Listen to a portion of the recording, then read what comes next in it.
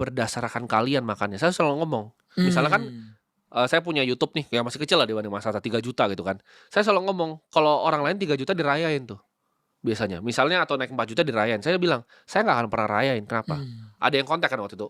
Kenapa nggak rayain gitu 3 juta saya pesan. Saya bilang, kalian yang bersyukur saya nyalain kamera. Saya bukan kebalikan, saya udah kaya dari dulu sebelum nyalain kamera udah punya duit. Jadi saya nggak makan dari kamera.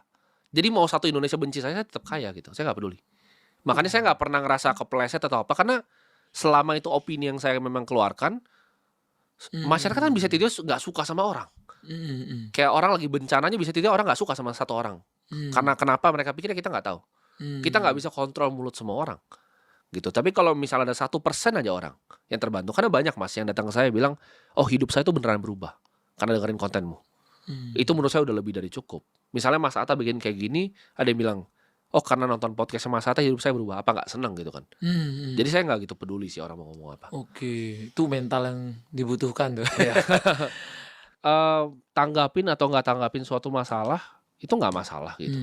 Pilihan orang dan opini orang, balik lagi. Saya di sini berbeda. Saya bilang saya bukan orang entertain. Saya nggak datang dari dunia entertainment. Saya nggak peduli view.